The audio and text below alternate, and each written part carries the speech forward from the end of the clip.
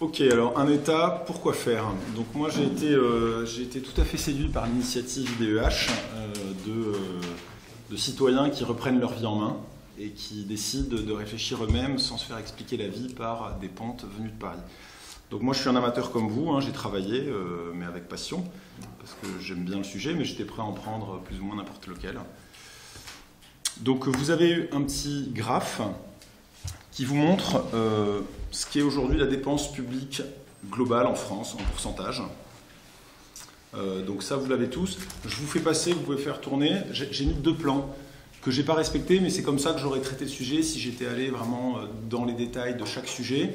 Là, je vais plutôt vous livrer tout un certain nombre de réflexions, mais pas forcément ordonnées comme c'est fait ici. Sur les plans, il est rappelé à chaque fois des pourcentages, qui sont les pourcentages que vous retrouvez dans votre graphe du bas. C'est-à-dire le poids de l'État. Donc je vais commencer, je vais rentrer direct dans le dur, mais je reviendrai régulièrement à ce graphe-là, celui du bas, parce que moi celui du haut, je ne l'ai pas, c'est Olivier qui vous l'a imprimé pour votre information. Donc, qu'est-ce qu'un État? Quel est son coût? Donc la première édition du dictionnaire de l'Académie française en 1696 donne la définition suivante de l'État. Gouvernement du peuple vivant sous la domination d'un prince ou en république. Donc il y a 3 choses distinctes. Le peuple, une machine étatique et celui ou celle qui la dirige. Donc nous, on va s'intéresser uniquement à la machine étatique. Mais il faut quand même bien comprendre qu'il y a des interactions très fortes entre celui, celle ou ceux qui dirigent cette machine étatique, le peuple et cette machine étatique. Donc un État, ce n'est pas un peuple, c'est une administration qui régit un peuple, ou même plusieurs parfois. Un chef d'État n'est pas le chef d'un peuple, c'est le chef d'un appareil étatique, c'est le chef d'une administration. Alors dans cette définition, le peuple est dominé. Donc on comprend tout de suite que l'État, c'est essentiellement un pouvoir de contrainte. Max Weber disait c'est le monopole de la violence légitime. Donc sa domination de l'État n'est qu'aussi efficace qu'elle est légitime, et donc en général il va falloir pour ça qu'il y ait une population qui donne un assentiment minimum et juge son action globalement positive.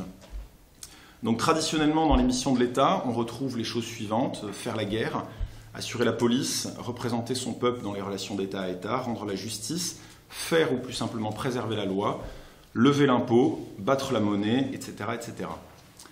Donc l'État, on peut le voir comme une association de moyens, contraintes ou forcées, de gens qui mettent en commun des ressources pour gérer un certain nombre de fonctions mutualisées, et notamment celles qui ont trait à l'utilisation de la force, police armée, ou celles qui ont trait à la détermination du bien et du mal, ou du juste et de l'injuste. Choisissez le mot que vous voulez. Donc ça, c'est la justice et le pouvoir législatif. Après, il y a des fonctions annexes, circulation de la monnaie, etc. Donc, dès qu'on dit ça, on s'aperçoit que vous regardez le petit graphe, là, je vous ai donné les fonctions traditionnelles de l'État, et vous les cherchez, les fonctions traditionnelles de l'État, et vous voyez qu'elles font 6,2 aujourd'hui, plus 8,6%. Donc ça fait 14,8, on va dire 15%. Ça, c'est les fonctions historiques de l'État. Donc on voit que l'État a développé en fait tout un certain nombre de fonctions nouvelles par rapport à ce qui s'est fait, j'ai envie de dire, de tout temps, et qui représentent aujourd'hui 85% de la dépense publique. Donc c'est une partie qu'on va questionner, et en même temps on va aussi questionner ces fonctions traditionnelles. En tout cas, pour vous donner des repères dans le temps, jusqu'en 1914, l'État prélevait entre 10 et 13% du produit intérieur brut de la nation ou du pays. Aujourd'hui, il prélève 47% des ressources du pays chaque année, de la création de richesses. Et sachant que je ferai un petit distinguo après, il en dépense 57%. Donc il en dépense encore plus. Donc les missions traditionnelles de l'État, qu'on appelle aussi missions régaliennes, ça vient du latin regalis, qui veut dire royal. Je reviendrai très largement sur cette notion après. Mais régalien, ça définit tout ce qui est attaché à la souveraineté. Et je remarque, moi en tout cas en voyant ces chiffres, que déjà le poids de la fonction régalienne a énormément diminué en relatif, dans la part de la dépense publique globale. Et je remarque en même temps que ça s'est fait dans un même temps où la souveraineté a été de plus en plus transférée vers l'Union européenne. Donc je ne sais pas s'il y a une corrélation entre ces deux choses, mais en tout cas ce que je constate c'est qu'elles se passent en même temps. Après je ne peux pas démontrer de corrélation, mais voilà, Je note que voilà, il y a ça se passe en même temps en tout cas. Donc le coût de l'État. Alors moi, il y a quelque chose tout de suite que je trouve important de recadrer, c'est de mettre à mal le mythe de la gratuité. Dans la bouche d'un politicien, de dire qu'un service est gratuit, ça veut uniquement dire que ce n'est pas celui qui paye, enfin celui qui consomme ce service qui le paye. Et en général, celui qui le paye, il fera partie d'une masse électorale assez désorganisée et indistincte, tandis que si c'est une minorité bien organisée, en général, elle fera l'objet de toute l'attention des politiciens et de toute leur cajolade, etc. Donc là, les minorités, il y en a beaucoup, vous pouvez toutes les imaginer. Donc voilà, le gratuit n'existe pas, il y a toujours quelqu'un qui paye. Ensuite, alors c'est là que vous pouvez regarder le graphique du haut que Olivier a imprimé. Il ne sert à rien de consulter l'illusion qu'est le budget de l'État. Le budget de l'État, c'est 1/3 de la dépense publique en France. Le reste, vous voyez, il y a une énorme partie qui est la protection sociale et la santé. Et puis après, il y a d'autres choses aussi. Donc du coup, il faut regarder une réalité à deux faces quand on parle du poids de l'État. La face prélèvement obligatoire et la face dépenses publiques. Sachant que moi, quand je parle d'État, je parle de toute la sphère étatique. C'est-à-dire que depuis votre hôpital jusqu'à l'Union européenne, en passant par votre mairie, le département, tout ça, c'est la grande sphère étatique, qu'on appelle tous État, à raison, c'est la puissance publique. Donc les deux faces de la réalité du coût de l'État, c'est d'un côté 47% de prélèvements obligatoires, ça c'est la somme de toutes les taxes et impôts qui sont prélevés dans ce pays. Et puis de l'autre côté, ce qu'il faut regarder, la vraie réalité, c'est la dépense publique. Donc ça c'est 57% du PIB, donc de la richesse créée en France chaque année qui est dépensée par l'État. Sachant que la différence entre les deux, il y a 10% de différence de points de PIB, il y a 5%, c'est la dette publique, pardon, le déficit public, excusez-moi, et 5%, c'est les profits non fiscaux de l'État, donc entreprises, loto, caisse des dépôts et consignations, voilà. Donc on a un gap de 10% qui sont des recettes supplémentaires de l'État. Donc voilà, c'est ce que je voulais vous dire sur dépenses-recettes. Donc c'est important de bien comprendre que de toute façon tout cet argent sera remboursé. Parce que si on ne le fait pas, il y aura sûrement des conséquences assez averses sur le peuple français pour le coup, et pas sur l'État. Donc il peut y avoir des embargos sur notre pays, un gel des avoirs français à l'étranger, ou un risque de guerre même. Ou alors on ne remboursera pas et on s'arrangera avec nos créanciers internationaux, mais en tout cas la structure de la dette française, alors pour le coup là je ne la connais pas bien, mais elle est assez internationale, contrairement à des pays comme le Japon qui ont 2 fois plus de dettes que nous, mais c'est leurs nationaux qui possèdent toute la dette. Donc s'ils ne remboursent pas, ils s'arrangeront entre eux. Nous, ce n'est pas le cas, je crois que c'est, je ne sais plus si c'est 1/3 ou 2/3 de la dette française possédée par des étrangers. Donc voilà, c'était ce premier chiffre que je voulais bien mettre en exergue, hein, c'est 57%, et sachant qu'en fait ça ne comptabilise pas tout. Je ne vais pas vous faire tout le laïus, parce que c'est des sujets voilà, après, plus techniques et parfois même polémiques, mais je vous donne quelques exemples non exhaustifs de prélèvements de l'État qui ne sont pas du tout dans les impôts et taxes que vous payez, donc charges sociales, etc. Un plafond de loyer. Qu'est-ce que c'est d'autre qu'un prélèvement sur un propriétaire pour le donner directement au locataire? Un accès limité à certaines professions. Ça crée une pénurie de services et ça augmente les prix. Des amendes routières, des stationnements payants en ville, des monopoles étatiques, les banques elles-mêmes, qui sont victimes de toutes les charges des antilibéraux, mais de façon assez étrange, c'est des appareils d'État en fait. Elles sont refinancées à 100% par la Banque Centrale Européenne et elles bénéficient du monopole bancaire. Au 19e siècle, il y avait des petites banques, monsieur Machin avait 2 millions d'euros, il ouvrait sa banque, Michel Inchospé, des gens comme ça, et donc il y avait un accès libre à cette profession. Donc voilà, je voulais juste rappeler ça très rapidement, mais donc du coup, ça va largement au-delà de... Enfin, largement. Ça va au-delà de 57%, mais je ne saurais pas vous dire combien. Maintenant, ça peut se calculer. Donc l'État, quand même, avec tout ce qu'il dépense, il met quand même des services en face. Il y a une question qui se pose, c'est est-ce que c'est leur juste prix, ces services? Et en général, tout le monde s'arrête à cette question. Est-ce que c'est leur juste prix? Et là, on débat, mais l'État fait de son mieux, machin, bidule. Il y a une question meilleure qui a été posée par Olivier. Est-ce son rôle? Juste tout simplement, est-ce que c'est son rôle? Parce qu'on peut très bien imaginer un État ultra compétitif, bien meilleur que les entreprises, et c'est d'ailleurs cette espérance collectivement partagée qui nous a conduit à étatiser de plus en plus de choses dans notre pays. Donc je vais vous donner quelques chiffres très globaux à avoir en tête. Le PIB de la France, c'est de l'ordre de 2000 milliards d'euros. Le stock de dette sur PIB, donc aujourd'hui on est à 100%, donc on est à peu près à 2000 milliards aussi. La dépense publique, on a dit de l'ordre de 60%, je dis 57, mais c'est sûrement un peu plus, donc on est à 1200 milliards à peu près. Et la dépense de l'État, on a dit un bon tiers, donc 450 milliards à peu près. Sachant que moi, vous avez vu, je vous ai mis comme quelqu'un de très mauvais des chiffres de 2005. Sachant que ces chiffres n'ont absolument pas changé, ils ont juste augmenté, mais les masses sont restées tout à fait les mêmes. On l'a vérifié cet après-midi, mais ça vient de l'INSEE, et j'avais pas trouvé les chiffres de 2013, mais Olivier, qui est plus doué que moi, les a trouvés. Donc, juste pour vous dire que tout ça, ça n'a pas changé. Et rappelez-vous, d'ailleurs, finalement, c'est intéressant, parce qu'en 2005, c'est juste le moment où on a commencé à parler du poids de l'État. Et il y a un politique qui en parlait, c'était François Bayrou. Il y avait deux autres politiques, Royal, Sarkozy, qui promettaient chacun 30 milliards de cadeaux fiscaux, de catégoriels. Puis lui, d'ailleurs, il a eu un certain succès, le François Bayrou, il avait fait 20% cette année-là, la présidentielle. Il a été entendu. Et c'est à partir de ce moment-là que le sujet de la dette est rentré dans le débat public français. Donc finalement, c'est pas mal, on voit comment c'était. Sachant qu'à ce moment-là, le stock de dette sur PIB, c'était 70%, maintenant c'est 100%. Vous voyez, on est allé vite depuis.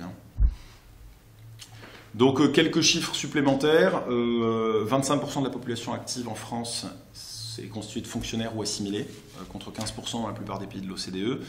On a 11 000 lois, 130 000 décrets, plus de 1000 impôts et taxes. Ça, c'est fabuleux. Et là, on va pouvoir dire merci à deux grands partis. Donc 121 impôts et taxes nouveaux créés entre 2007 et 2012 par l'UMP et 84 depuis 2012 par l'EPS. Donc en fait, l'étatisme français, c'est un courant très profond qui est tout à fait indifférent aux étiquettes partisanes. L'UMP et le PS sont deux courants de l'étatisme français, et il n'y a pas que, parce que concrètement, il n'y a aucun parti qui soit en dehors d'un truc groupusculaire pour lequel vous puissiez voter, qui exprime autre chose qu'une sensibilité étatique. Donc il n'y a que l'épaisseur du trait étatique qui change, mais rien d'autre. Il n'y a nulle trace d'ultralibéralisme en France. On est dans une société mixte, à dominante collectiviste, c'est-à-dire qu'on est à peu près à 2 tiers d'État dans l'économie. Donc on est un peu plus près du rêve de la société communiste idéale que du rêve libertarien avec 0% d'État. Dans tout transfert qu'organise l'État, dans tout transfert, redistribution, il y a toujours un coût de transfert. Le coût de transfert, alors il existe partout, il est peut-être un peu plus important dans la machine étatique, c'est importante, mais bon, ça c'est pas, à la limite, c'est pas vraiment un sujet, mais il faut bien se rendre compte que c'est pas parce qu'on vous prélève 1 euro qu'on distribue 1 euro à quelqu'un qui en aurait besoin ou pas d'ailleurs. Donc la redistribution, alors étatique, là, bon, je prends un petit peu position, mais c'est quand même quand il y a redistribution étatique, c'est une charité forcée avec la joie de donner en moins. Ça, je pourrais le dire plus loin, mais bon, tant pis, je donne mon opinion. Je vous donne juste une petite info. Moi, j'avais lu ça, j'étais abonné quand je vivais en Malaisie en 2005 à The Economist. Et The Economist nous donnait un chiffre que j'ai toujours retenu depuis. Aux États-Unis et en Angleterre, qui sont des États-providence aussi, mais un petit peu moins développés qu'en France, le chiffre du don moyen par an par habitant, selon The Economist, c'était 700 $. Et en Allemagne et en France, c'était 70 $.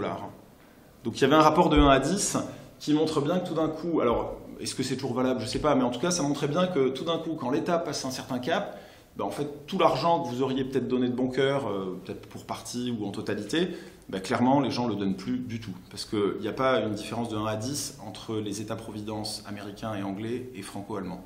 Il y a une différence de 1,5. C'est peut-être 40% dans le PIB pour les anglo-saxons et nous les continentaux 60%. Donc comment en est-on arrivé là ? Eh bien, je ne vais pas vous le dire parce que Olivier m'a dit d'aller directement aux conclusions.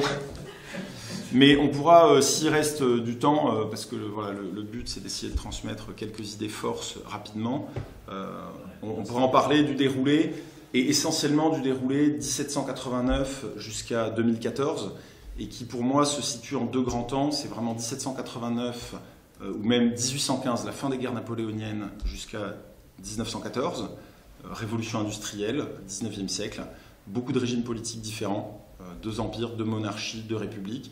Puis après 1914-2014, république et étatisme qui augmente très vite. Puisque sur le premier siècle que j'ai mentionné, le 19e, on a un poids de l'État dans l'économie qui est de 10 à 13%.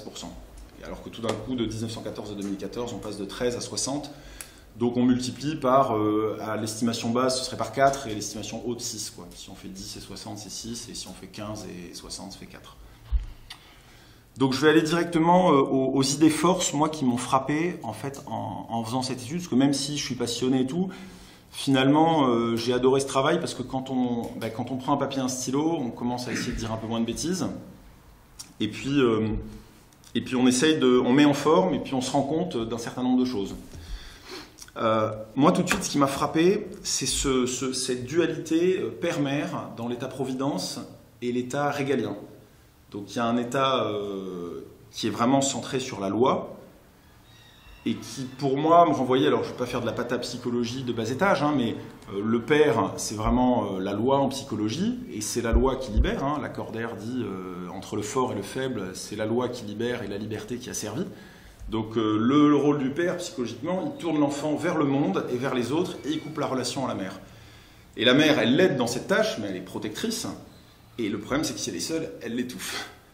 Et donc moi, j'ai tout de suite eu cette image, bon, moi je fonctionne un peu en symbolique aussi, hein, de vraiment quelque chose de très étouffant, cet État-providence, qui gère vraiment l'individu de la naissance à la mort, hein, c'est ce que moi j'apprenais en 4e à l'école, et l'État régalien qui était appelé l'État gendarme. J'imagine que c'était pour nous dire que c'était pas bien à l'époque, cet État, mais en tout cas, voilà, il y a quelque chose qui traduit aussi pas mal de choses sur notre rapport au risque, notre rapport à la santé, notre rapport à la mort, parce qu'il y a une recherche de protection extrêmement importante.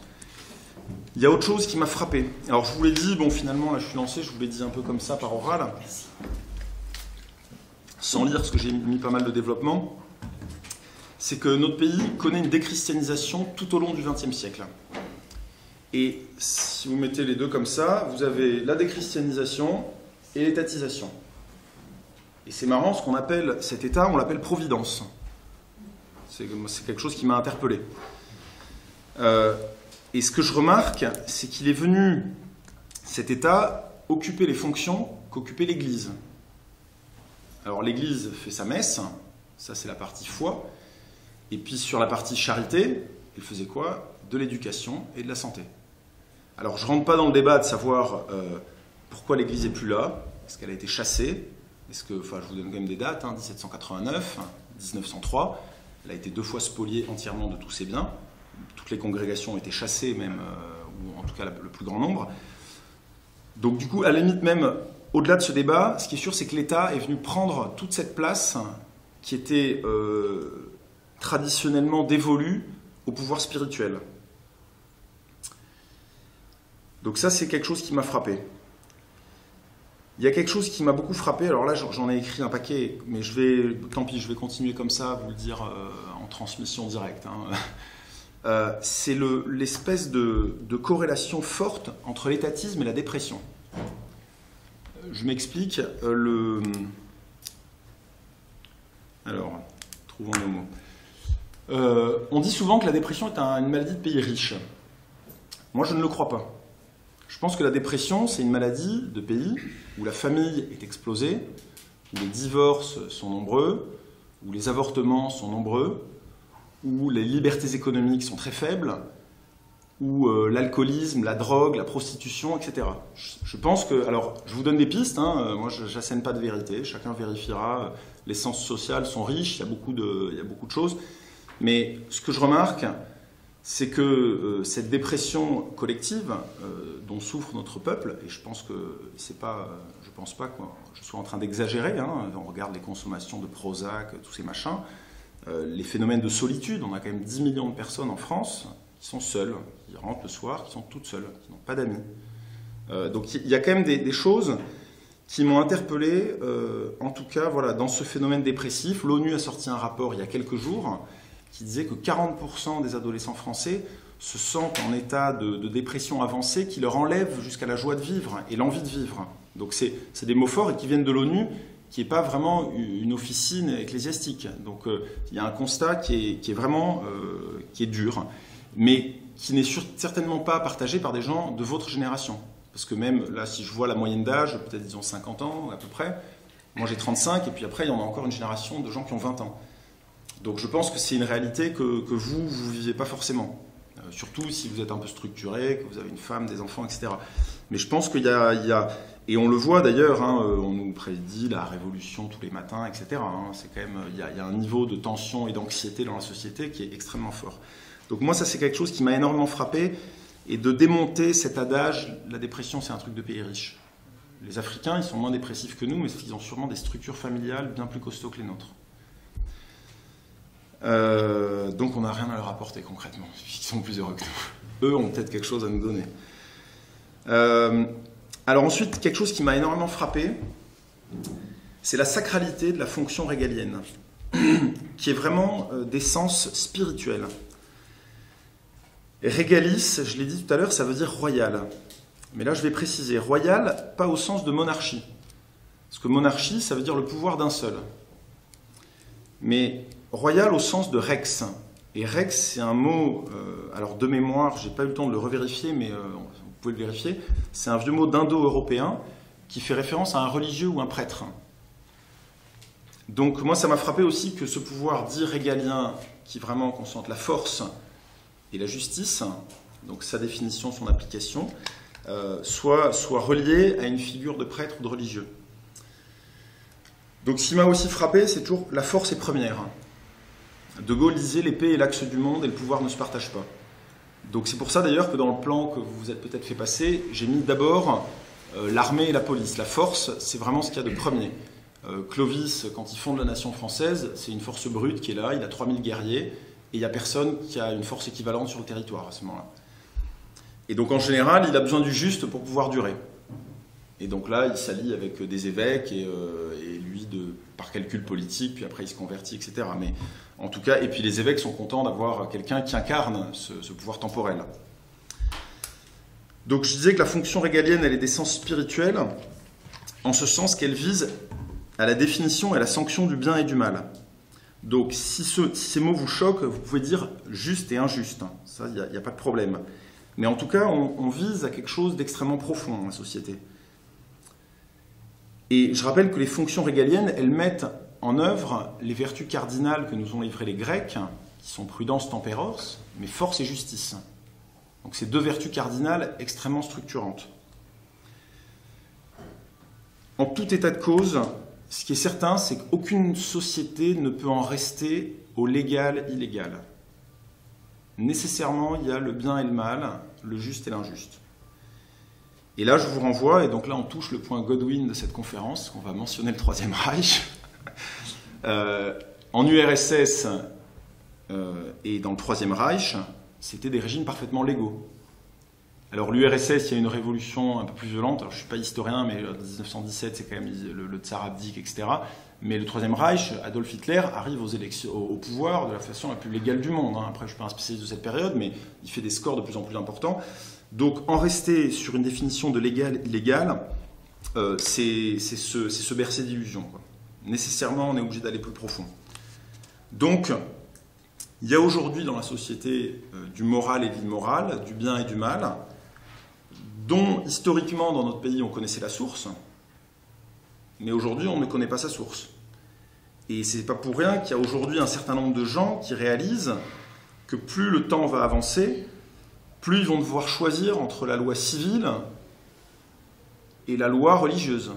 Alors les musulmans, je pense qu'ils sont au courant depuis toujours, hein, mais je pense que là il y a de plus en plus de gens qui réalisent ça, sur des questions justement qui touchent à la vie et à la mort. Et donc là, j'ai parlé de ce qui m'a vraiment frappé dans le pouvoir régalien, donc c'est un pouvoir d'essence spirituelle et sacrée, donc le bien, le mal, et la vie, la mort. La justice peut donner légalement la peine de mort. Elle ne le fait plus en France, mais dans beaucoup de pays du monde, elle le peut. La force, donc la police et l'armée, elle peut mettre à mort de façon la plus légale du monde, dans le cadre d'une guerre ou d'une opération de police.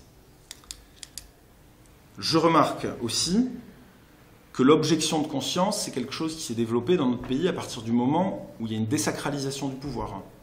Je pense que les premiers cas d'objection de conscience, pareil, je ne suis pas historien, je donne des pistes, hein, mais je pense que c'est service militaire, c'est les années 60. Je ne pense pas dire une énorme bêtise avec ça, mais peut-être c'est plus vieux, je ne sais pas. Puis après, on a eu quoi? Autre sujet de vie et de mort, l'avortement, objection de conscience des médecins. Dans le cadre du mariage gay, on a parlé, et c'est François Hollande qui en a parlé, d'objection de conscience, pas parce que deux hommes ou deux femmes s'unissent, mais parce qu'il y a une thématique de génération de la vie derrière, de procréation médicalement assistée, de gestation pour autrui, d'adoption, d'éducation. Et puis on va avoir bientôt l'euthanasie, ou c'est peut-être déjà fait, hein. Je n'ai pas suivi, l'actualité est tellement riche que j'arrive plus à me tenir au courant, même si j'y consacre du temps.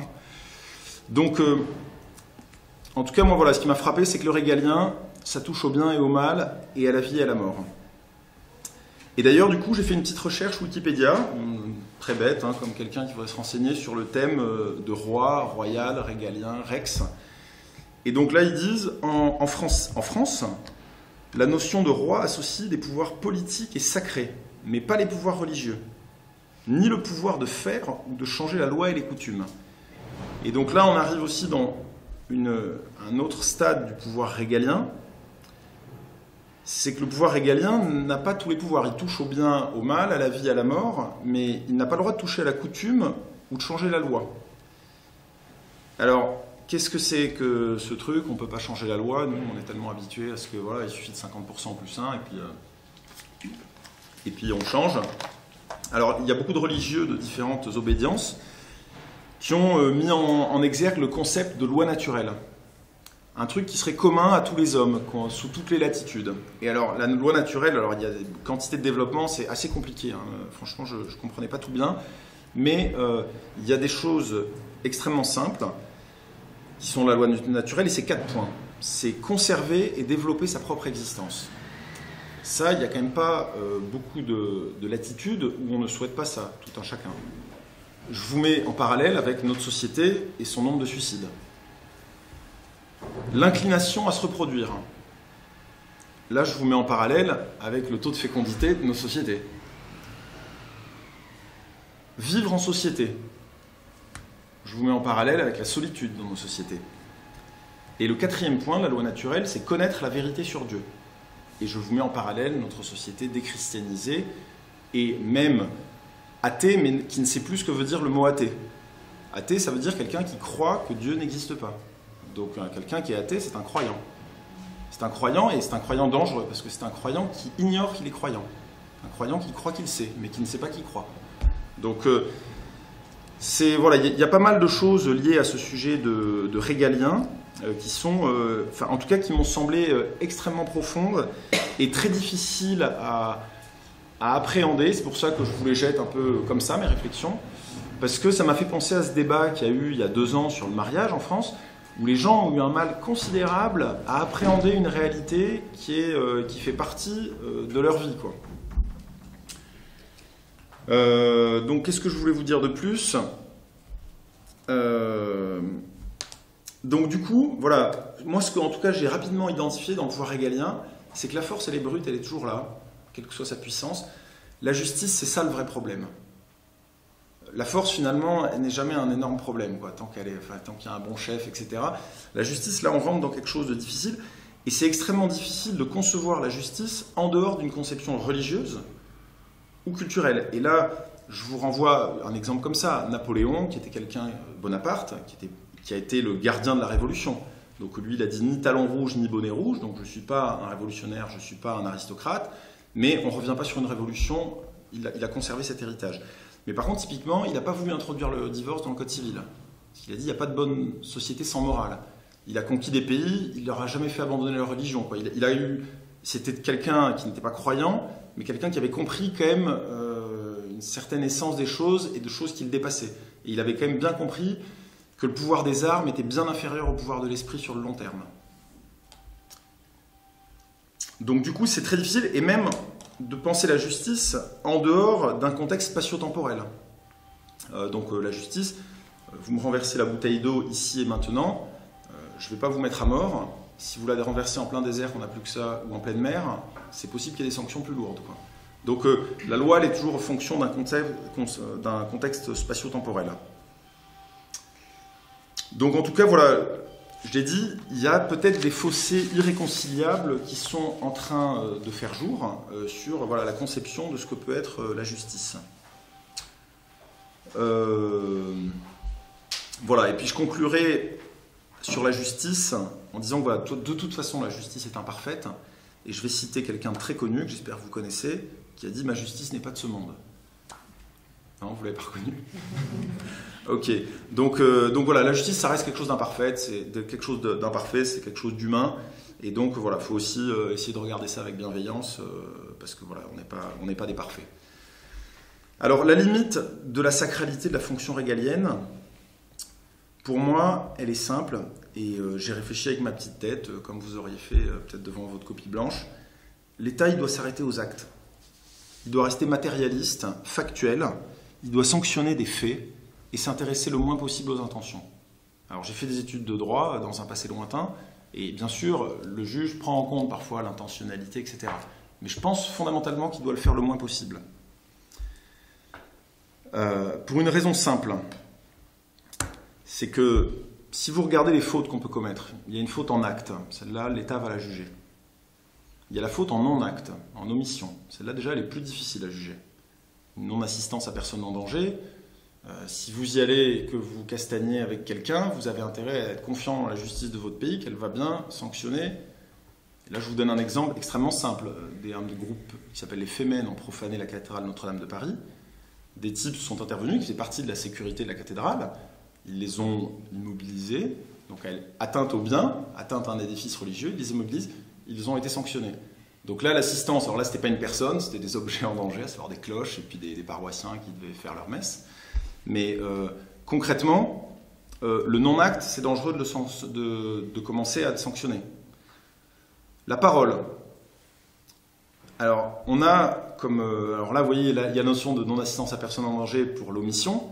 Pour la parole, on a la diffamation. C'est vrai qu'on a bien envie de s'en occuper de la diffamation.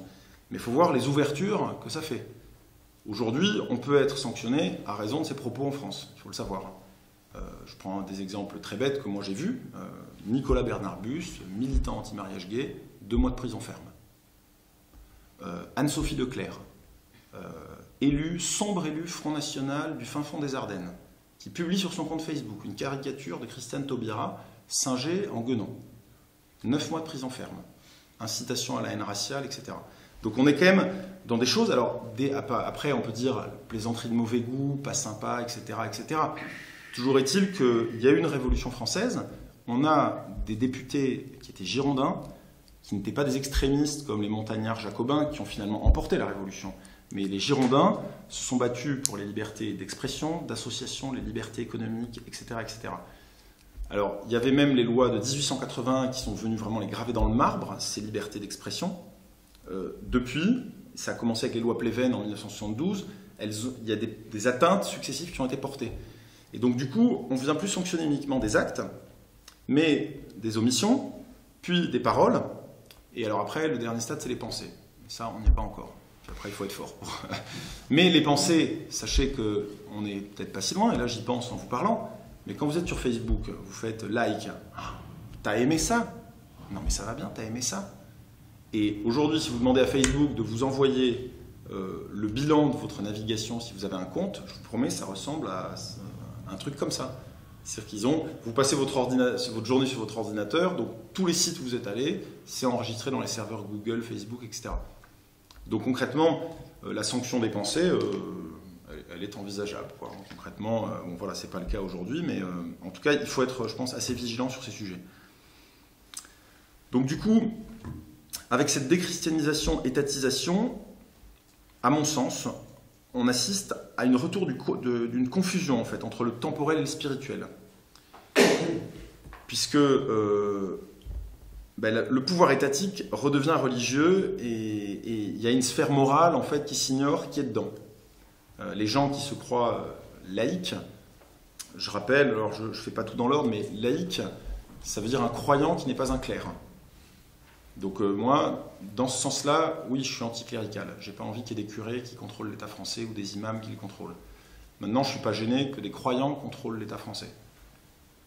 Et donc là, moi je pense qu'on a beaucoup de croyants qui contrôlent la machine étatique française, voilà, des obédiences diverses et variées, et beaucoup qui s'ignorent. Donc j'ai parlé tout à l'heure de l'État et la peine de mort, je vous en redis juste un mot pour vous dire, et pas parler de moi, mais parler de Pierre Manant, qui est un des disciples de Raymond Aron, Et Raymond Aron, je pense que personne ne peut le mettre en cause comme type dangereux, etc. Et son disciple numéro 1, c'est Pierre Manant, et qui n'est pas un militant pro-peine de mort, mais s'interroge très fortement et dit un État, ses citoyens ne se battent pas entre eux parce qu'ils ont remis les armes à l'État, qui a le monopole de la violence légitime.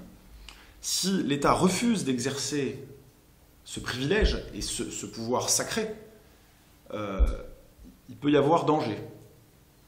Et typiquement, les États-Unis, il y a des pays qui n'ont pas renoncé à la peine de mort. Ça ne veut pas dire qu'ils tuent énormément de gens chaque année, mais symboliquement, ils ont gardé ce pouvoir. Et je vous renvoie à tout ce qui est proportionnalité de la peine. Je ne dis pas qu'il faut... moi, pendant longtemps, je n'ai pas eu trop d'opinion sur la peine de mort. J'en ai pas beaucoup, mais je suis sensible à ce genre de remarques, qui est de dire, voilà, on a posé les armes, et là, je vous renvoie à des affaires qui ont défrayé la chronique. Tout ça, c'est du très récent. Le bijoutier de Nice, 2 millions de likes sur sa page Facebook. Le type se fait agresser pour la 20e fois dans sa petite bijouterie, et puis à la 20e fois, il sort, il poursuit le gamin dans la rue, et boum, il lui met un coup de pétoire, et il tue le gosse. Enfin, le gosse ou l'ado, 18 ans ou 16 ans. Donc ce type, je pense que là, il n'était pas dans un cas de légitime défense, la passion, etc., l'énervement. Mais là, on a quand même un État qui, d'abord, a abdiqué beaucoup de fois, en fait, son monopole de la violence légitime, qui n'a plus osé la dureté, quoi. On n'a été que dans la face, je cajole, il y a un otage qui est pris, je suis sur le tarmac de l'aéroport pour montrer que je t'aime, etc. Donc c'est... voilà, la sacralité et la dureté, elle a été complètement, je pense, évacuée. Donc du coup, ça m'a fait réfléchir à la séparation des pouvoirs. Je pense que dès que vous interrogez quelqu'un en France, séparation des pouvoirs, il va vous dire ah ouais, législatif, exécutif, judiciaire, génial, Montesquieu. Bon, Montesquieu, c'est bien, c'est un grand philosophe de chez nous, de la Brède. Cela étant, c'est pas la réalité de ce qui s'est pratiqué, Montesquieu.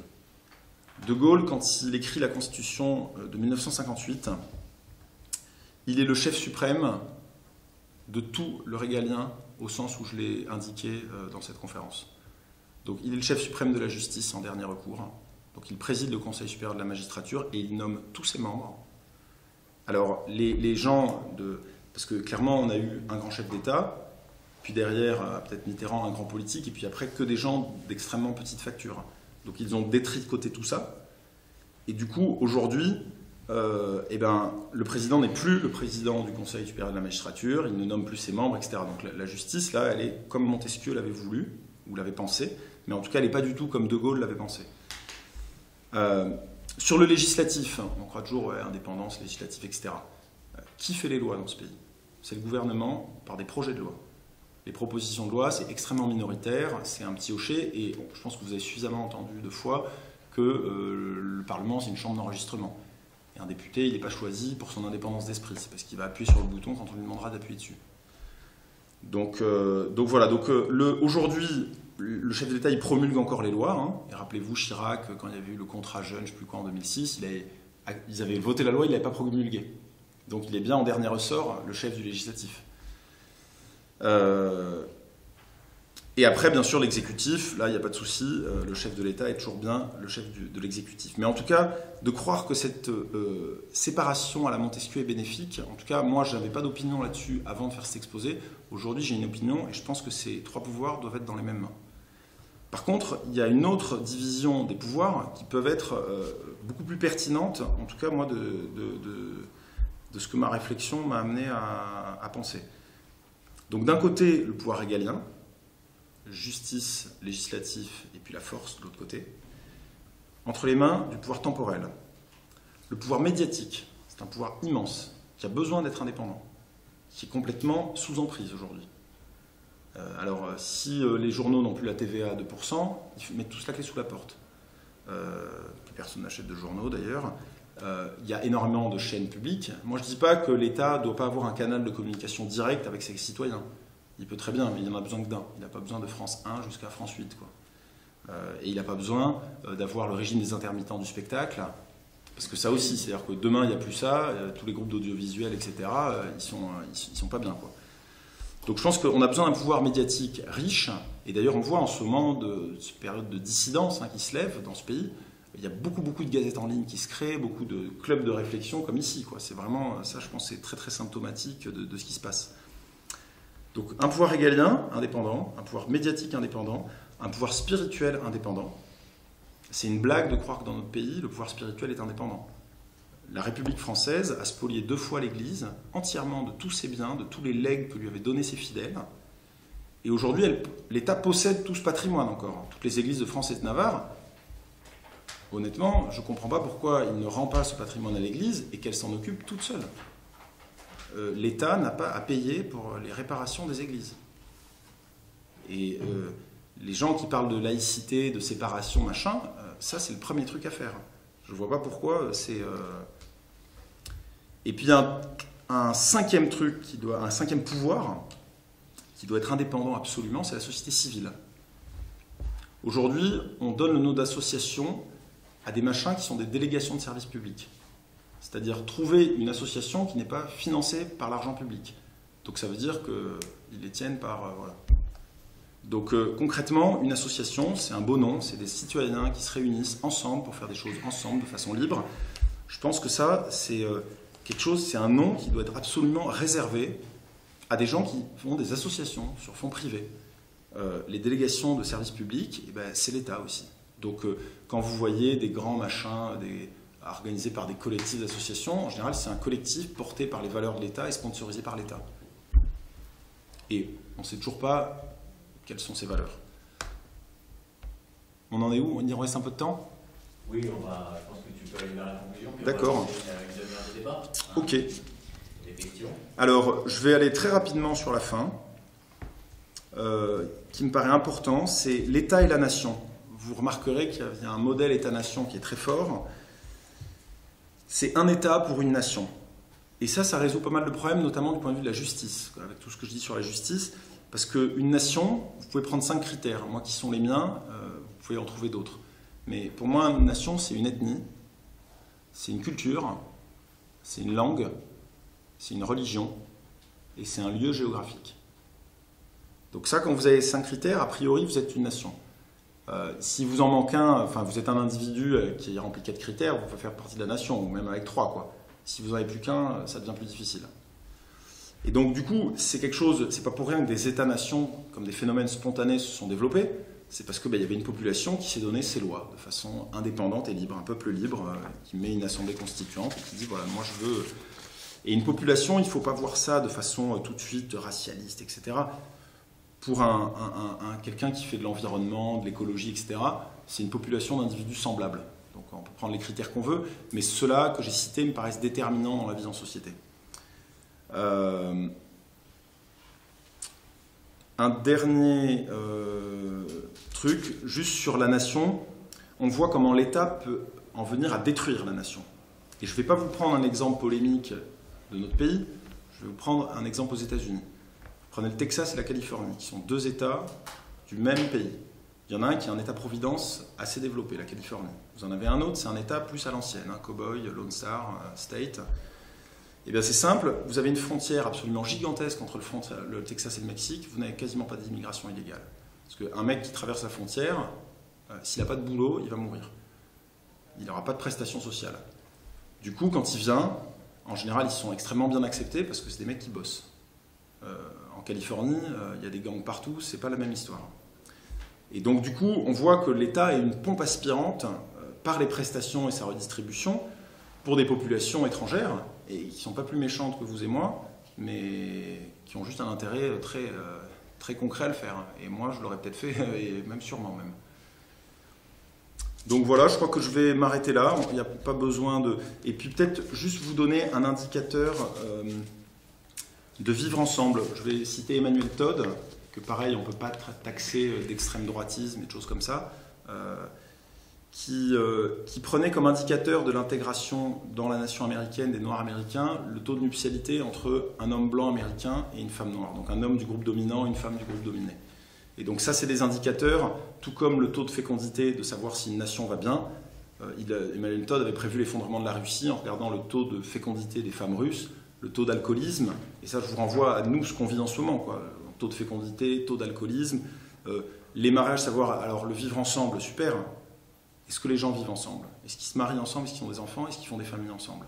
Dans beaucoup d'endroits du monde, quand vous mettez des populations qui sont objectivement distinctes, il n'y en a pas une bonne et mauvaise, elles ne se mélangent pas. Donc ça, c'est des choses qu'il faut regarder empiriquement et de façon très, voilà, sans a priori. Donc voilà, je crois que je vais m'arrêter là tout simplement parce que de toute façon le sujet, comme je vous dis, il est tellement gigantesque que ben voilà, je pourrais vous en dire, là j'en ai plein de pages encore, mais je pense que voilà, je vous ai livré voilà, ce qui me paraissait le plus intéressant. Merci,